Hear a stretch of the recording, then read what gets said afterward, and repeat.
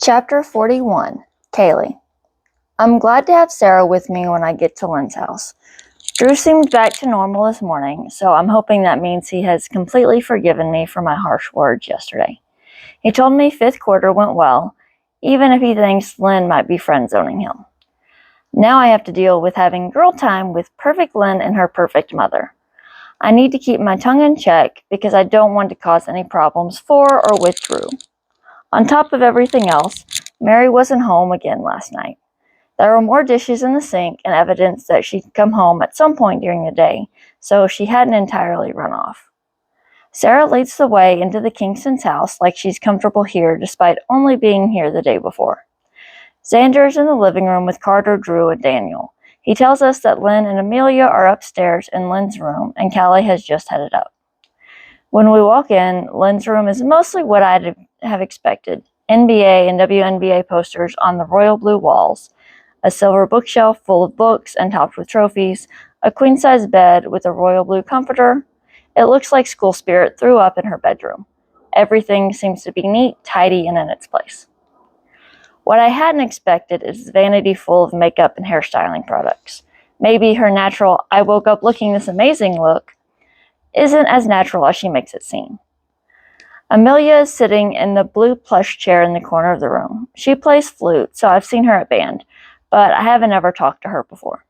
Lynn is sitting in a chair in front of the vanity, while a middle-aged woman wearing a hairstyling apron stands behind her, curling her hair. "You're here! I'm saved!" Lynn says when Callie walks in before us. Callie laughs. "I might be here, but we both know that'll have no bearing on Mama Kingston and her makeover ideas." "Yes, but now that attention will be spread out, and maybe she'll leave me alone," Lynn points out. Callie only shakes her head. Then Lynn says to the rest of us, "Oh, by the way, this is my mom's friend Amber. Amber, this is Kaylee and Sarah." We politely say hello.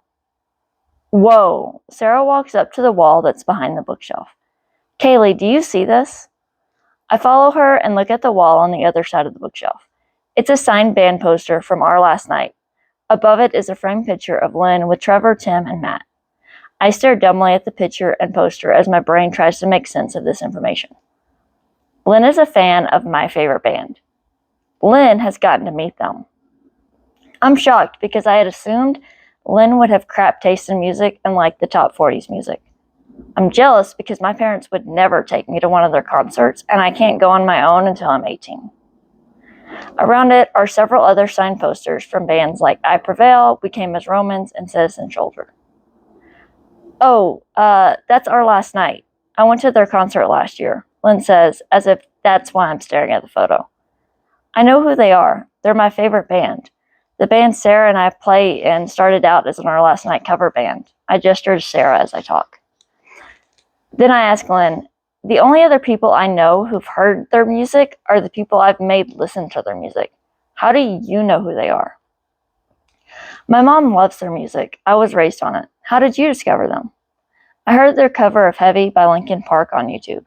I liked it and started listening to their music more and more." "What's your favorite song?" I ask. "Invincible. Barricades is a close second, though. What about you?" I hate that I'm impressed that she knows their music. A passing fan wouldn't know either of these songs. It's a tie between Outnumbered and Hysteria. That's a big part of why our band is called Outnumbered by Hysteria. That's a cool name. The next time you'll have a gig, you'll have to let me know so the Ninths and I can come. We actually have something in common. I didn't think me and Miss Perfect would have anything in common. Plus, she wants to see my band play. Maybe having to be around her for Drew's sake won't be as bad as I thought it would be. Getting ready seems to pass by in a blur. We talk about our last night and maybe start to bond a little bit.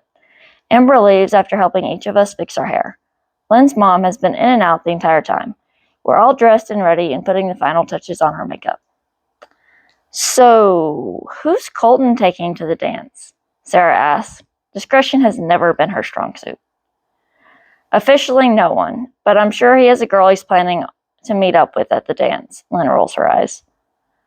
"Why wouldn't he have an official date? Does he not date?" Sarah asks. Kelly snorts. Colton is secretive about who he dates. He doesn't want an interrogation from Mama Kingston or anyone else. I'm sure if he became serious about someone, it'd be different. Callie subtly looks at Lynn when she says anyone else. Lynn doesn't seem to have noticed. Yeah, if you tell my mom you're dating someone, she hears you're in love and a wedding is imminent. It can be kind of annoying, Lynn says.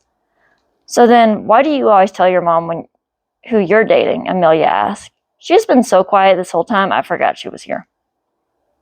Lynn shrugs. It's easier to deal with my mom being a little annoying than to try to keep my relationships from her. Besides, the more honest I am with her, the more freedom I have. The freedom is definitely worth listening to her opinion on my dating life. You still don't bring it up more than necessary, Kelly says. I don't feel like my mom needs all the details. She knows when I start dating someone, when we go on dates, and when we break up. That covers the basics.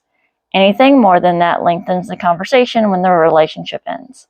I prefer for that conversation to last no longer than me explaining why we're better off as friends, Lynn explains. Have you friend-zoned every guy you've dated? I ask. I wouldn't say that, Lynn starts to say. You might not, but everyone else would, Kelly pipes up. Some of the guys might agree with you and say it's mutual, but I'm pretty sure that's just them trying to save face because it's bad enough that they're on the receiving end of a dumping. So you've dumped every guy you've ever dated? You let them get invested and start falling before moving on to the next shiny thing? I'm irritated with Lynn's history. If she discards every guy who's interested in her, then she isn't the right girl for Drew. If only it'd be easy to convince him of that. Would it be better to continue dating them? Lynn raises an eyebrow, especially when I know I'm not interested in them romantically. I don't lead anyone on, and I'm always upfront and honest about how I feel. Hey, we aren't saying you're doing anything wrong, just that your relationships typically end with you friend-zoning the guy you're dating, Kelly says. It's not like I have a real opinion anyway. I've never been asked out. What would I know about dating? So is what Colton said yesterday about you being off limits true? Sarah asks. Callie shrugs. It's not that. I've been playing football with the same guys since kindergarten. I'm pretty sure they don't know I'm a girl. Not that it matters. I'm not interested in any of them, and I don't think dating a teammate would be a good idea. What about you, Kaylee? Lynn asked with a sudden interest. What do you think of the football boys? Jocks aren't my type, I say bluntly. More into band nerds like Carter? Lynn asks. Sarah snorts. Like Kaylee and Carter would ever go on a real date. They'd kill each other before the night was over. I love my sister. I really do. But right now, I want to strangle her. Sarah adds, they're best friends, but they're sort of like brother and sister. They definitely fight like siblings. We do not, I playfully shoved Sarah's shoulder. Oh, really? So you're saying I only imagined you having a petty squabble over who got what controller yesterday playing video games at Drew's house? Okay, so she had me there. Fine, maybe you have a point. I thought he was your date for tonight, Lynn asked. We're going as friends. I'm not looking to date anyone right now. I don't want to talk about it. I hear that. After everything with Mark, I think I'm better off single for a while, Lynn says, and Callie snorts. What? Lynn asks. Callie shakes her head, but there's a slight smirk on her lips. Nothing.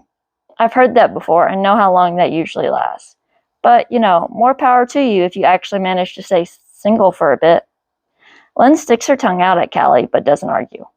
Girls, the boys are here, Lynn's mom says as she bursts into the room with as much cheer as a whole squad of cheerleaders. It's hard to believe her mom, who looks like an ex-pageant queen, likes heavy metal. But maybe she isn't what she seems. I mean, Lynn seems okay. Not that I want to be friends with her or anything, but after this afternoon, I feel like I could hang out with her for Drew's sake.